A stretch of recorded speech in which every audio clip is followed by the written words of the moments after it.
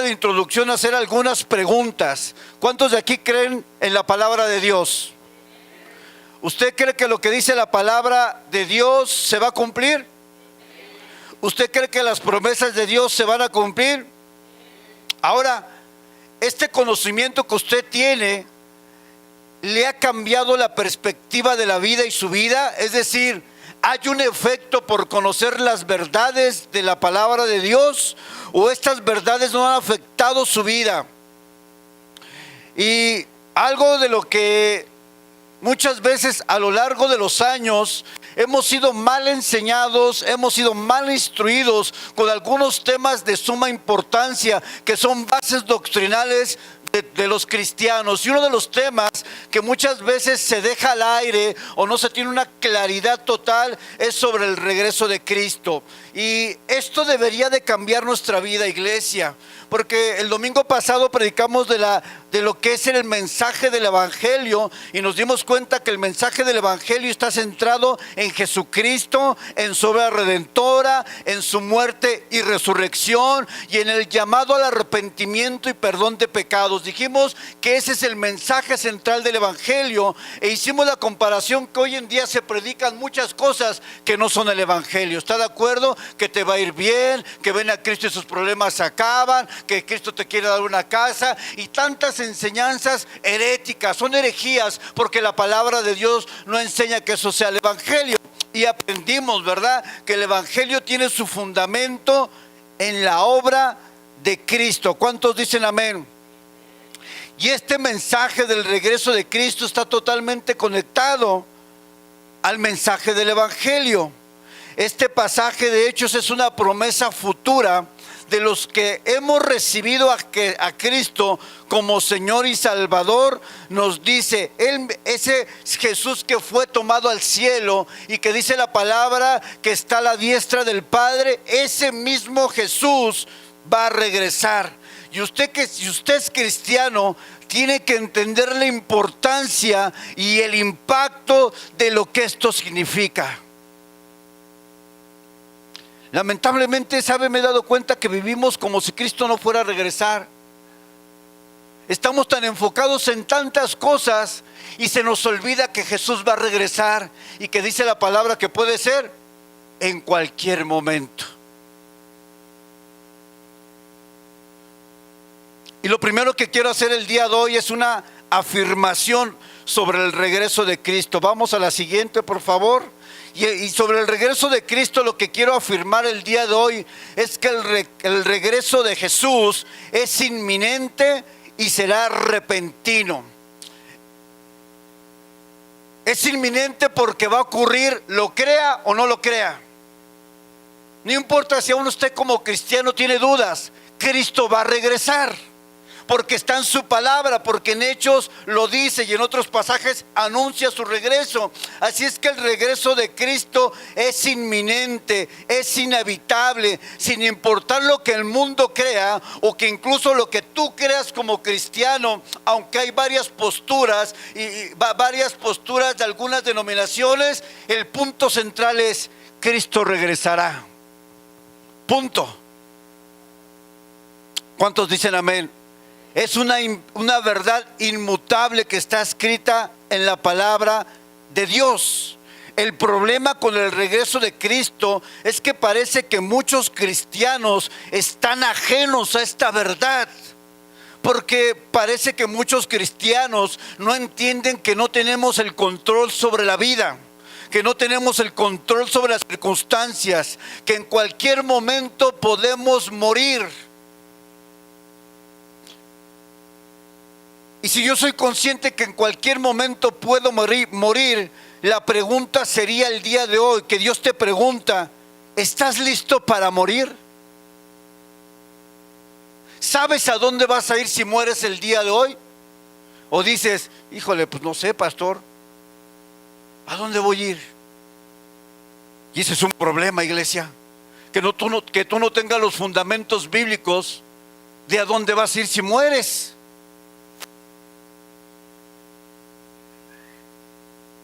¿Quiere que haya cristianos que no saben a dónde van a ir? ¿O que tengan una duda o que estén dispersos? Sí hay. Lamentablemente hoy los cristianos se enfocan en muchos temas y sabe, el regreso de Cristo es una doctrina fundamental del cristianismo. Usted tiene que conocer qué va a suceder, usted tiene que conocer qué va a pasar, usted tiene que tener la seguridad que si Cristo viniera hoy mismo, usted se iría con Cristo a su presencia. Usted tiene que estar seguro de lo que la palabra de Dios dice y no dejarse de llevar por filosofías huecas, como dice la palabra, por muchos predicadores que hablan una y otra cosa. Incluso predicadores de nombre o de renombre han dicho, se han atrevido a decir que fechas del regreso de Cristo. ¿Se ha escuchado que alguien dice, no, que va a regresar en tal fecha, que según los números hebreos, y que empiezan a divagar con mucha información, cuando Jesús mismo dice que nadie sabe ni la hora, que nadie sabe el día? Y dice Jesús, el único que lo sabe es mi Padre. Si usted escucha a alguien diciendo que Cristo viene en tal fecha, está totalmente equivocado, sin importar que sea un pastor de renombre. Es más, por ahí un pastor de renombre que seguramente usted debe de conocer, dijo una fecha y después públicamente se retractó, dijo, no, me equivoqué. Por supuesto que te equivocaste, pastor, porque Jesús dijo que nadie lo sabe. Entonces imagínense, yo decir una fecha significa que estoy sobrepasando las palabras de Jesús. Lamentablemente la iglesia en su ignorancia muchas veces se deja llevar por lo que muchos dicen, porque no conocen ¿qué? La palabra de Dios. Si usted escucha a alguien decir, no, que va a venir en el año del tal, y de que aquí, que según la numerología, que Israel, es cierto. Jesús mismo en Mateo 24 habla de señales, pero jamás dice cuándo va a venir. ¿Cierto o no? Entonces, tiene que estar atento. Fíjense cómo será el regreso de Cristo. Mateo 24, 37 al 39. Dice así, si quieren solamente escuche y anote. Mas como en los días de Noé, así será la venida del Hijo del Hombre. Porque como en los días de Noé, antes del diluvio, estaban comiendo y bebiendo, casándose y dando en casamiento, hasta el día que no entró en el arca. Y no entendieron hasta que vino el diluvio y se los llevó a todos. Así será la venida del Hijo del Hombre.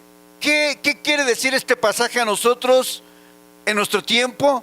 Que la gente estaba tan ocupada, que la gente estaba gozando los placeres de la vida, que hicieron caso omiso a la predicación de Noé, de un arrepentimiento, porque la tierra se había corrompido de maldad a tal extremo que Dios tuvo que permitir que viniera un diluvio sobre ellos.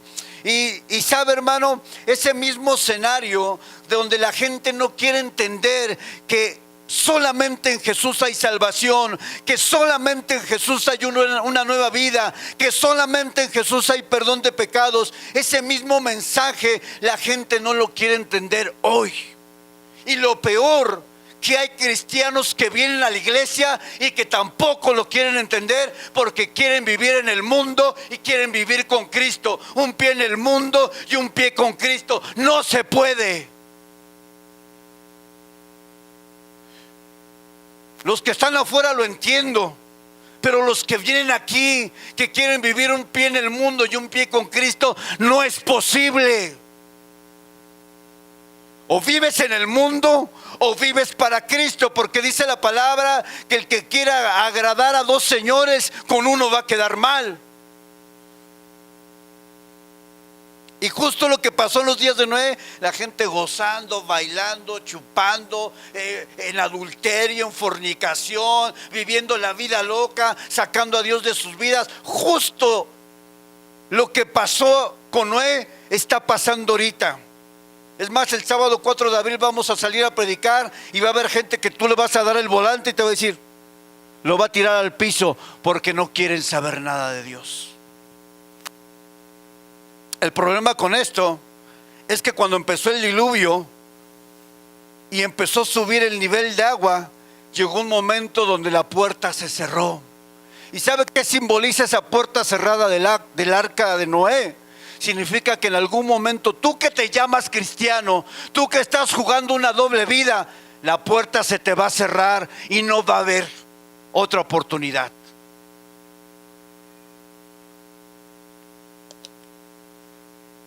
Porque el regreso de Cristo no va a ser para salvación, va a ser para juicio. Tú que quieres vivir aquí y allá. Dice aquí que ellos no entendieron lo que Noé les predicaba hasta que vino el diluvio. Yo te pregunto, tú cristiano, cristiana, ¿vas a entender ahorita que Dios te está hablando? ¿O hasta que de repente venga a Cristo y digas,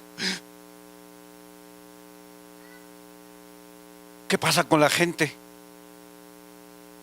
Dice la palabra en Tesalonicenses que seremos arrebatados al cielo. Yo te pregunto, ¿te vas o te quedas?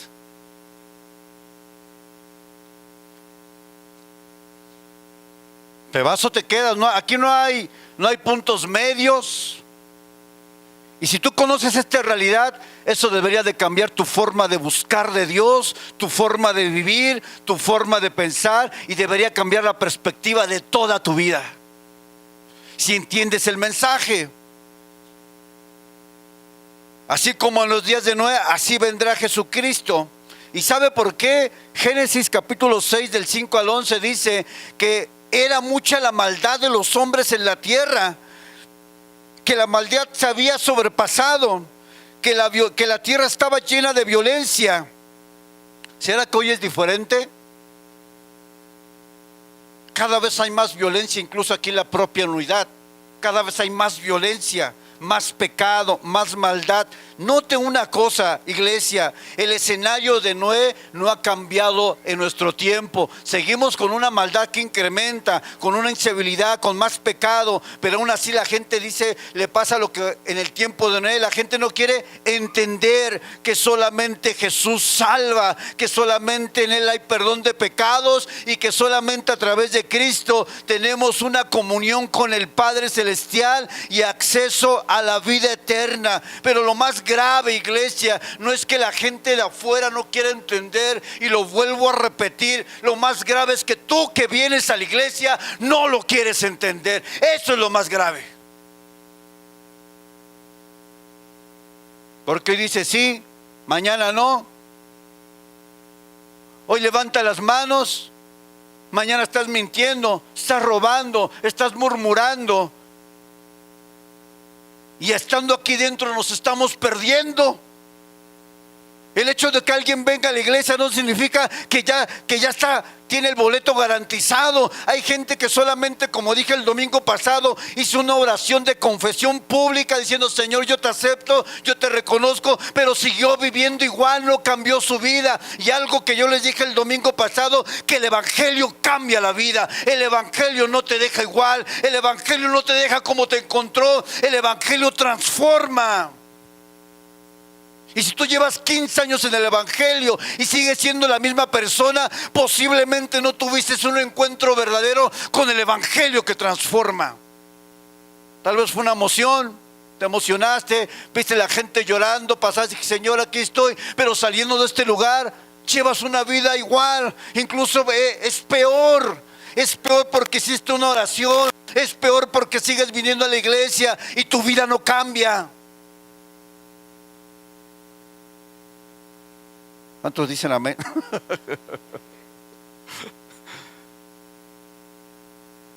Segunda de Pedro 2:5 dice, si me lo puedes poner ese hijo, Segunda de Pedro 2:5, la Nueva Traducción Viviente, si quiero que sí lo veamos.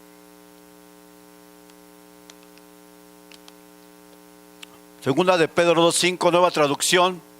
Dios tampoco perdonó al mundo antiguo, aparte de Noé y a los otros 7 miembros de su familia. Escuche, Noé advirtió al mundo del justo juicio de Dios, y por eso Dios lo protegió cuando destruyó con un gran diluvio el mundo de los que ¿qué? Vivían sin Dios. Lo que vamos a hacer nosotros el sábado es salir a predicar el evangelio. Y muchos lo van a escuchar y muchos lo van a rechazar. Muchos nos van a decir, este está loco, este de dónde sacó eso, son unos fanáticos, porque la gente no entiende el mensaje.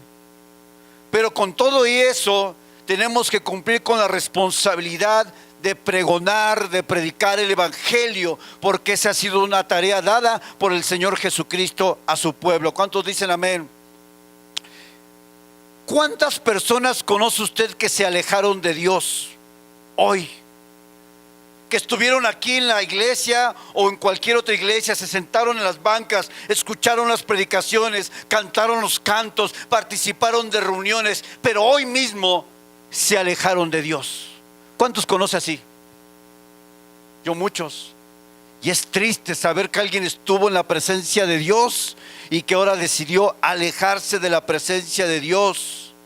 Pero el Señor llegará un día y regresará. Y es grave, porque te vas o te quedas. Imagínense, hermano, todos los que vinieron aquí a la iglesia, por ejemplo, y que hoy están sin Dios, han decidido sacar a Dios de sus vidas. ¿Qué les espera en el regreso de Cristo? Porque cuando alguien decide alejarse de Dios, regularmente volvemos a los pecados que dejamos. Volvemos a un estado mucho peor, o una condición peor. Volvemos a hacer incluso cosas de las peores de las que antes hacíamos. La maldad aumenta en nosotros.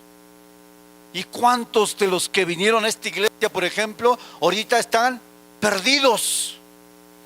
¿Qué va a pasar si regresa Cristo con ellos? Se quedan. Se van a quedar.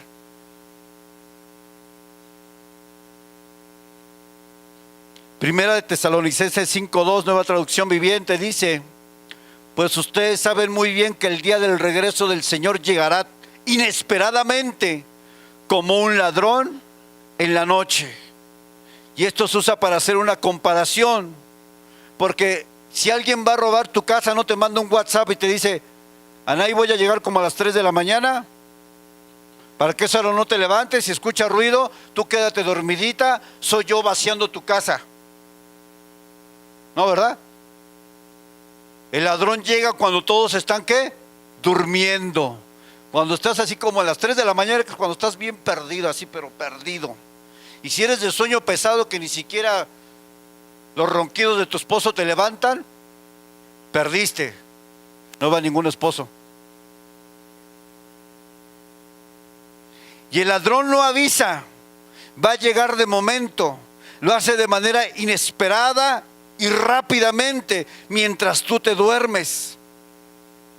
El regreso de Jesús sucederá en el momento que tú menos lo piensas. Quiero que entienda las palabras de lo que estoy diciendo. Si va a regresar en el momento que menos esperamos, eso significa que puede regresar hoy, puede venir hoy en la tarde, hoy en la madrugada, mañana. Y yo te pregunto, ¿qué has hecho de tu vida? ¿En qué estás desperdiciando tu vida? Dice la palabra de Dios en Mateo: ¿de qué le sirve al hombre ganar el mundo si su alma se pierde? ¿De qué te sirve tener recursos, casas, carros, y no siendo que no lo tenga? Téngalo, pero que eso no tenga más peso que tu eternidad. Dice, ¿de qué le sirve al hombre tener todo lo que pudiera anhelar en esta tierra si se va a perder? Si cuando Cristo regrese no se va a ir y se va a perder por la eternidad.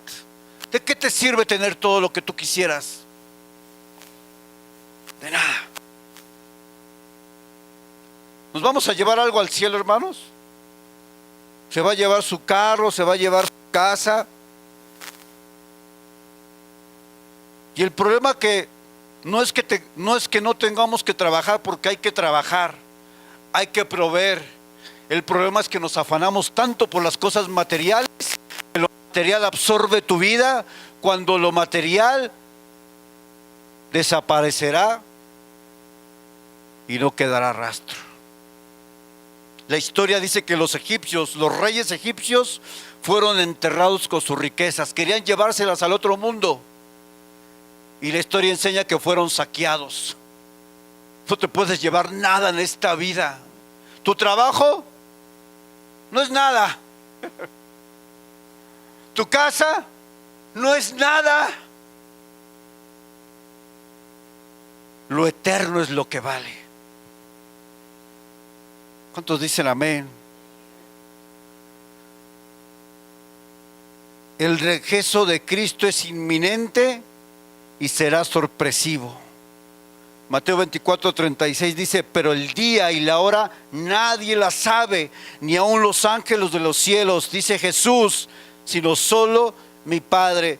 Yo quiero que usted tenga claro este punto, y estoy terminando con este punto. Cualquiera que enseñe otra cosa está equivocado. No importa si es un pastor reconocido, mundialmente. Si dice no, que va a regresar a fin de año, en diciembre, para la Navidad, cosas raras, hermano, está diciendo una herejía.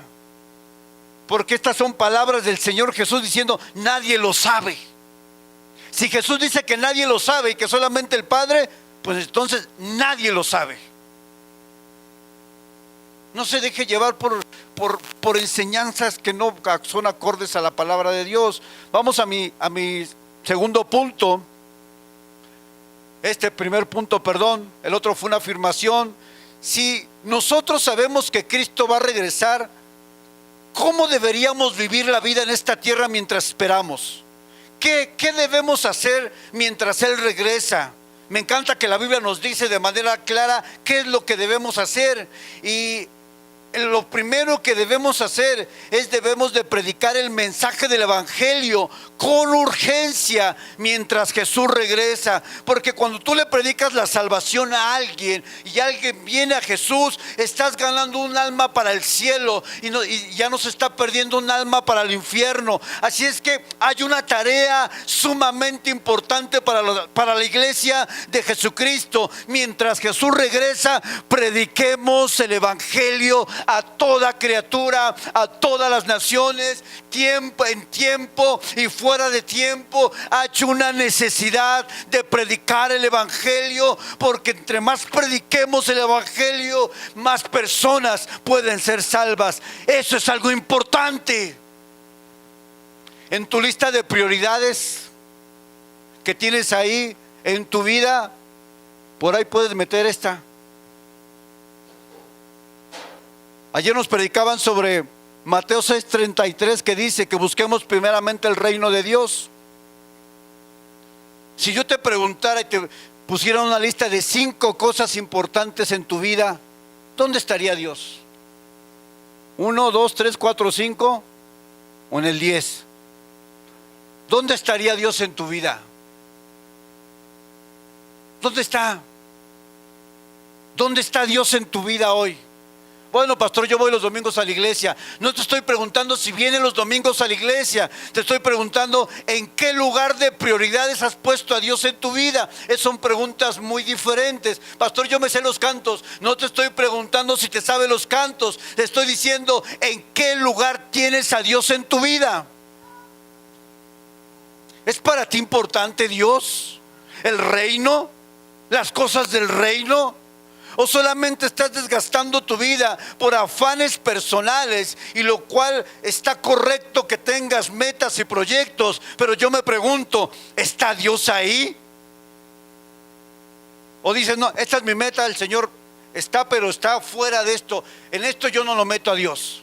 ¿Dónde está Dios? Porque dice la palabra en Colosenses que todo lo hagamos como para Dios. Eso incluye todo lo que haces en tu vida.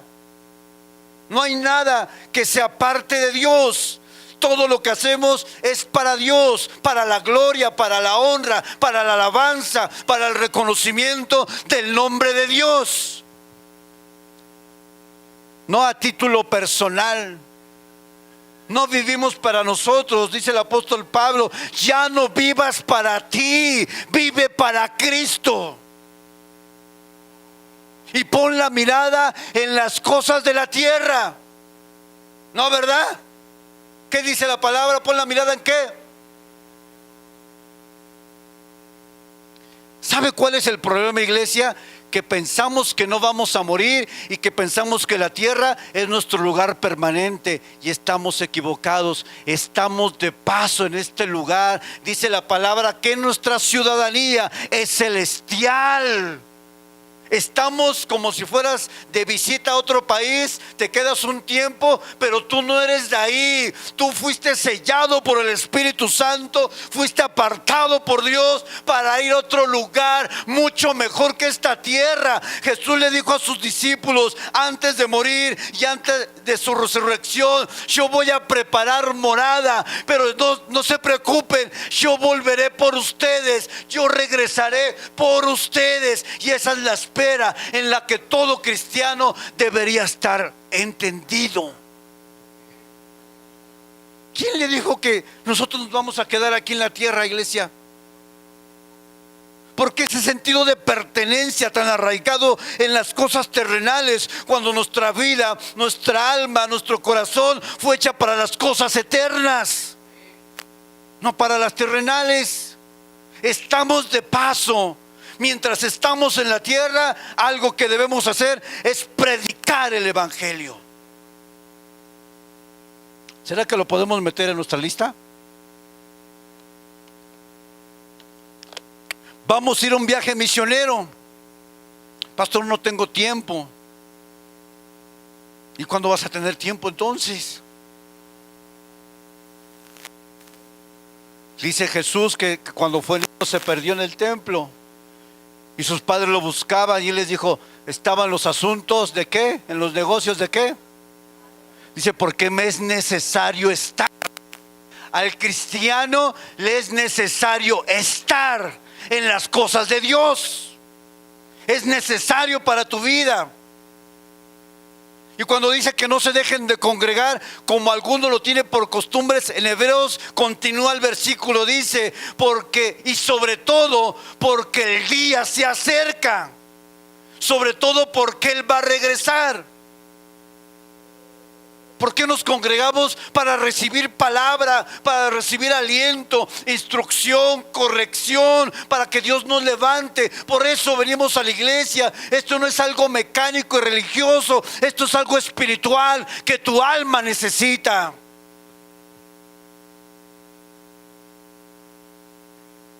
Así es que, ¿cómo debemos esperar mientras Él regresa?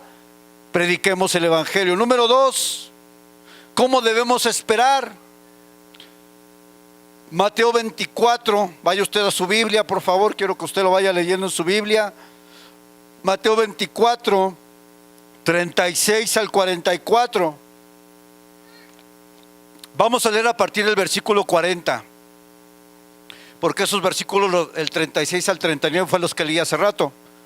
Que el día ni la hora nadie lo sabe. Y luego sigue el versículo 40. Mateo 24, 40 dice: entonces estarán dos en el campo, uno será tomado y el otro ¿qué? ¿Y tú cuál vas a ser, el tomado o el dejado?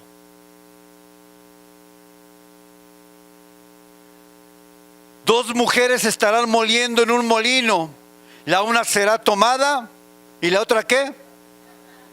Versículo 42, y es donde quiero que ponga atención. Velad pues, porque no sabéis a qué hora ha de venir vuestro Señor. Pero sabed esto, que si el padre de familia supiese a qué hora el ladrón habría de venir, ¿qué? Velaría y no dejaría minar su casa. Por tanto, también vosotros ¿qué? Estad preparados, porque el Hijo del Hombre vendrá. ¿Cuándo? Velad. Y dice que el Padre velaría. Esto tiene que ver con que tú y yo tenemos que estar atentos, preparados, porque la hora nadie la sabe. ¿Estás velando o estás durmiendo? Aquí no hay de dos. O estás velando y atento a ese regreso, o estás perdido, aunque vengas a la iglesia. Dice la palabra de Dios que el corazón de Dios, el deseo de Dios, dice, no es porque Él retrase sus promesas o que las tengamos por tardanza, sino que Dios quiere que todos procedan al arrepentimiento. Y fíjese, eso es religiosidad. Dana me pidió que llevara una de sus amigas a la casa. Mi hija me dice, papá, invita a mi amiga Aurora. Yo no conozco a los papás. Invítala, papá. Y ya saben cómo es un niño, ¿no? Híjole. Papá, mándale un mensaje al Señor, papá. Y yo dije, es que yo no conozco a esa gente, no sé quiénes son.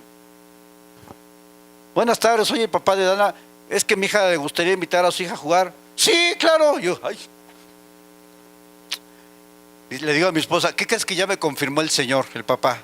Viene mañana a tal hora, voy a preparar todo para recibirlos. No los conocía nunca, o sea, yo no los conocía. Pero eso fue la semana pasada, fue después del mensaje del Evangelio. Y como hay que vivir lo que uno predica, dije, Dios me va a permitir tener sentado a dos personas que no conozco.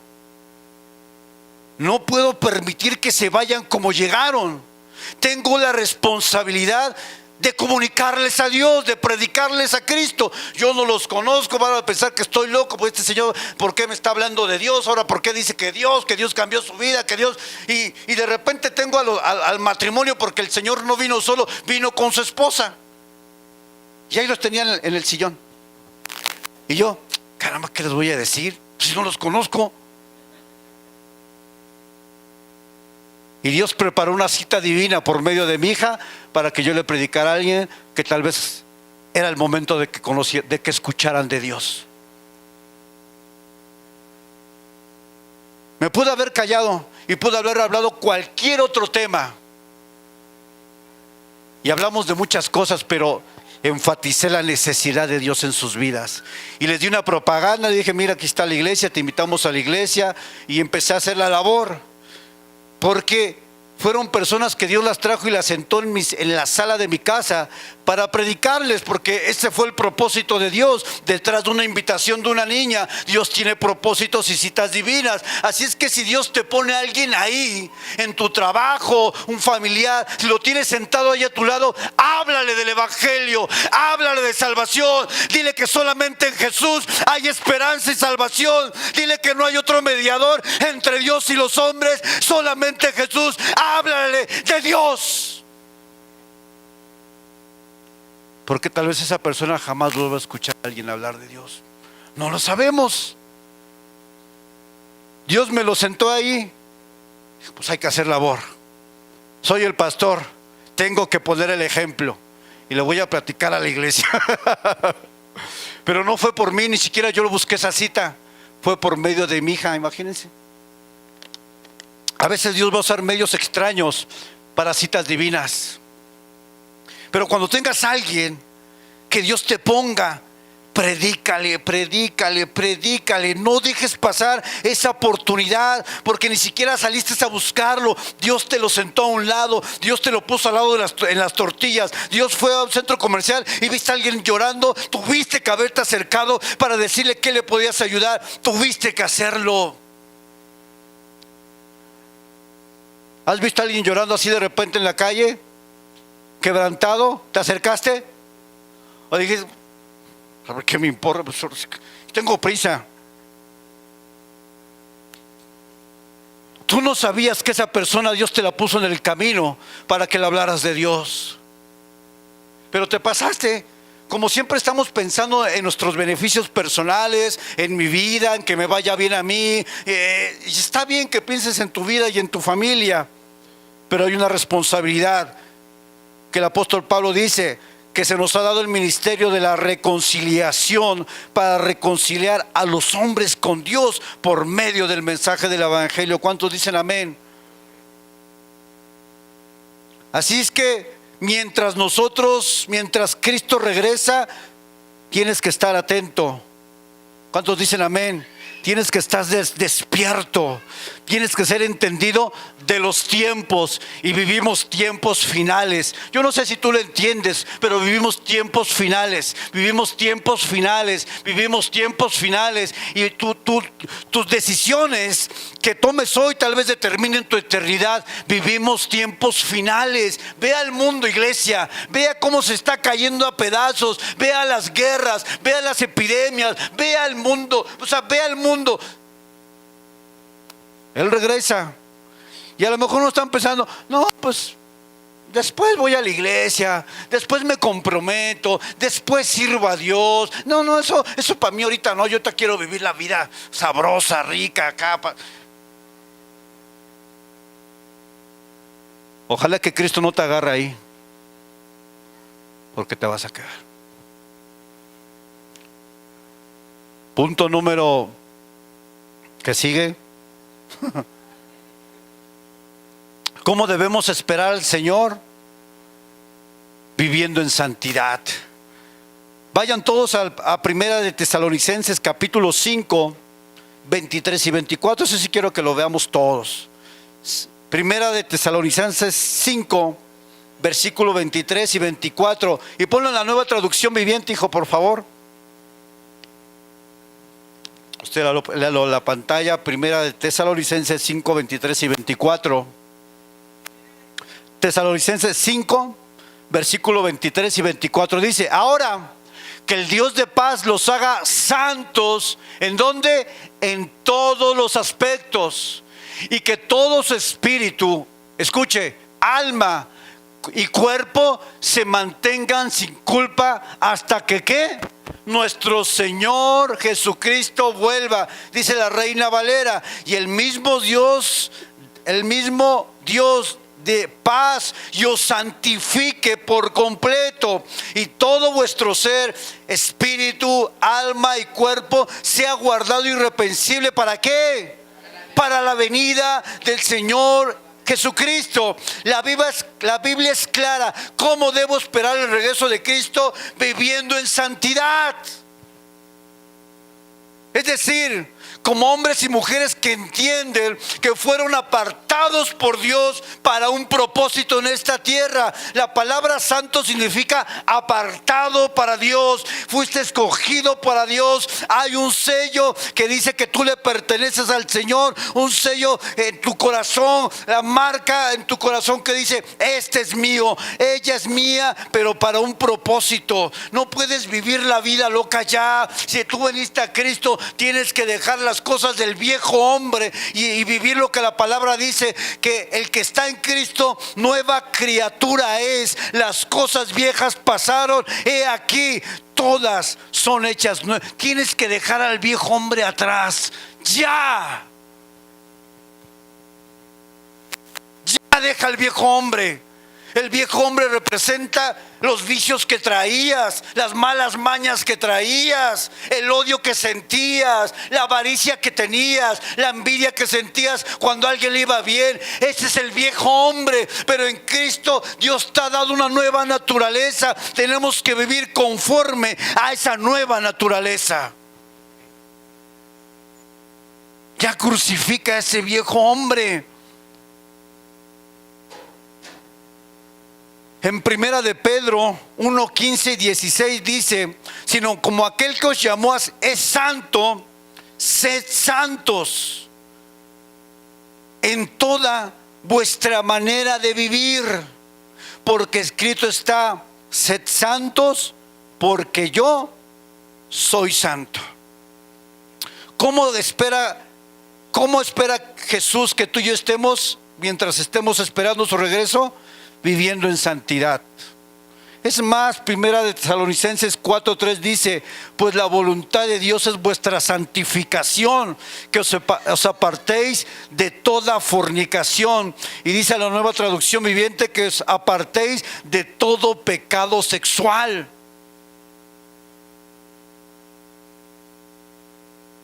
La palabra fornicación en el griego es la palabra porneia.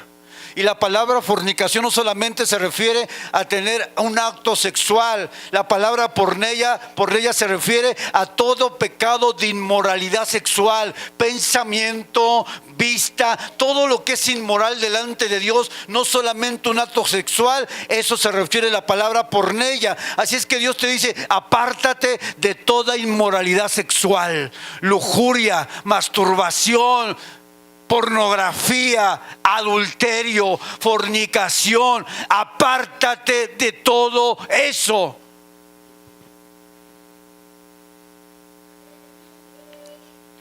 ¿Por qué? Porque el pecado nos separa de la presencia de Dios. O estás más cerca o estás más lejos por causa del pecado. Primera de Juan 1:9 dice que si nosotros confesamos nuestros pecados, Él es fiel y justo para perdonarnos. Y no solamente te perdona, dice, y limpiarnos de toda maldad. Así es que si tú has pecado el día de hoy, ven a la presencia de Dios y pídele perdón y dile: límpiame, Señor, límpiame, santifícame. Todo cristiano debe estar en un proceso llamado santificación. Y la santificación no es otra cosa que la obra del Espíritu Santo en tu vida, ayudándote a vencer todas tus debilidades. ¿Quién tiene debilidades aquí? Todos. Desde aquí hasta allá atrás. Tenemos luchas, tenemos debilidades, tenemos batallas que nadie conoce, que solamente tú las sabes y Dios. Y por eso dice la palabra que el Espíritu Santo nos ayuda en nuestras debilidades. ¿A quién hay que ir? Al Espíritu de Dios. Mientras esperas, busquemos al Señor y vivamos en santidad, porque sin santidad, ¿qué dice? Pastor, ¿santidad es perfección? No es perfección. De hecho, la palabra perfección en el Nuevo Testamento, en el original se traduce como alguien que es completo o ha madurado, que es la palabra griega teleios. Esa significa madurez. Una persona que ha crecido y avanzado en el camino del Señor, cada vez que camina con Él, está dejando más cosas en su vida, poco a poco. Es un proceso de santificación. Pero si tú desde que aceptaste a Cristo hace 10 años vienes con las mismas malas mañas, no hay santificación. No le estás permitiendo al Espíritu Santo, porque a veces decimos: Señor, quítame, pero tú no lo quieres entregar. Señor, yo te entrego mi debilidad, te entrego mi lucha íntima, te entrego mis pensamientos, te entrego mi vocabulario incorrecto, te entrego mis emociones incorrectas. No es que Él te las quite, es que a veces tú y yo no las queremos dar al Señor. Siguiente punto: ¿qué debe de producir el regreso del Señor Jesucristo a nosotros? El regreso debe de darnos esperanza y aliento. Primera de Tesalonicenses capítulo 4, ya estamos recta final. Primera de Tesalonicenses capítulo 4, a partir del versículo 13. Pónmela esa, por favor, en la Reina Valera. Primera de Tesalonicenses, dice así, versículo 13: tampoco queremos, hermanos, que ignoréis acerca de los que duermen. Recuerde que aquí la palabra dormir es que ya murieron. En el Nuevo Testamento pues encontramos algunas palabras que tienen diferentes sentidos. Aquí no se refiere a una persona que está dormida, se refiere a una persona que ya murió. Y lo vamos a entender por el contexto del pasaje. que duermen, ¿para qué? ¿Para que qué? No os entristezcáis como los otros que no tienen qué. Si tú perdiste a alguien que era cristiano, dice la Biblia que tú no deberías de entristecerte de la misma manera que los que no tienen nuestra esperanza. No digo que no te entristezcas porque somos seres humanos, pero no de la misma manera. Porque tú sabes que esa persona que murió en Cristo está en un lugar mucho mejor que en el tuyo y que en donde estoy yo. Pablo lo afirma. Ahorita lo vamos a ver. Porque si creemos que Jesús murió y resucitó, así también traerá Dios con Jesús a los que murieron en él. Escuche, o durmieron, ahí dice dormir, pero es morir.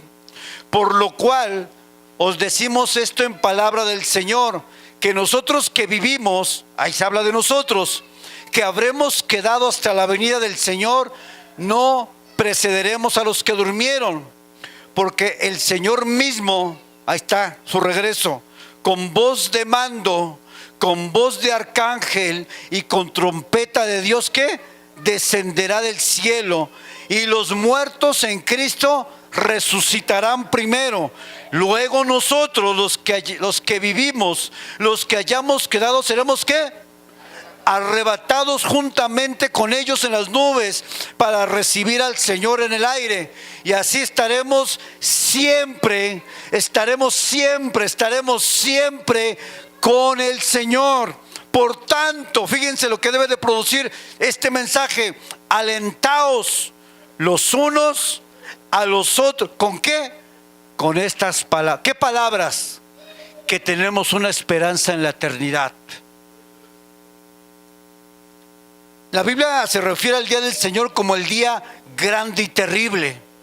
En Joel, en Malaquías, describe un tiempo, porque después del regreso de Cristo, cuando nosotros seamos arrebatados, viene lo que se conoce como la gran tribulación o la tribulación, un tiempo. Pero fíjense qué curioso, que para unos el mismo día que va a ser glorioso al estar con el Señor Jesucristo, para otros será el día más terrible de su vida. El mismo día para unos va a decir: oh, estoy con mi Señor Jesús, aquel que murió en el madero, el Cordero, el León de Judá, la raíz de David. Oh, me voy a encontrar con mi Señor. Para unos será glorioso, pero para los que rechazaron a Cristo será terrible. Mismo día, dos caminos. ¿Y usted, hermano? ¿Para usted va a ser glorioso o para usted va a ser terrible? Filipenses 1, 22 y 24, el apóstol Pablo dice: mas si el vivir en la carne resulta para mí en beneficio de la obra, no sé entonces qué escoger, porque de ambas cosas estoy puesto en estrecho, teniendo deseo de partir. Fíjense lo que dice Pablo: teniendo deseo de partir y estar con Cristo, mejor, lo cual es muchísimo mejor. Pero quedar en la carne es más necesario por causa de vosotros. Para Pablo dice: es mejor irme con Cristo que quedarme en la obra, pero por causa de ustedes tengo que trabajar. Pero el apóstol Pablo dice: yo si ahorita me dieran mi pase directo para el cielo con el Señor, yo me voy, porque estar con Cristo será muchísimo mejor que estar en la tierra. Y eso es lo que yo quiero que tú entiendas. Que pasen los de alabanza, por favor. Eso es lo que yo quiero que tú entiendas. Que no te acostumbres mucho a estar en esta tierra, porque vamos de paso. No te acostumbres a este lugar, porque el Señor Jesús fue a preparar un lugar mucho más glorioso, hermoso, no por el lugar, sino porque Cristo va a estar ahí con nosotros y compartiremos la mesa con Él y estaremos por la eternidad en su presencia. Hay un lugar mucho mejor para los cristianos y no está en esta tierra. No se acostumbra a estar aquí, iglesia. Aquí vamos de qué?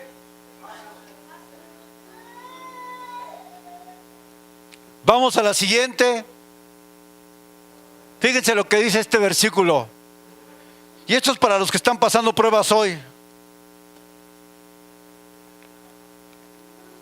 ¿Quién está pasando pruebas? Dice así, te dice Dios a ti y a mí también que estoy pasando. Estoy seguro de que los sufrimientos por los que ahora pasamos, ¿qué dice? No son nada si los comparamos con la gloria venidera que Dios nos dará junto a Él. Está hablando de eternidad.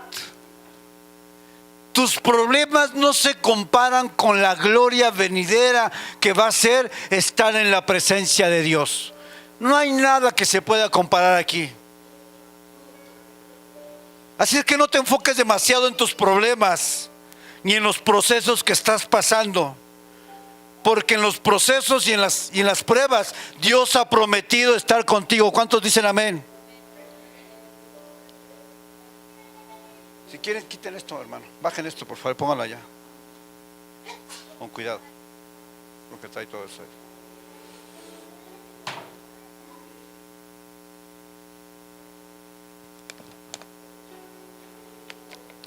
Póngase de pie, iglesia.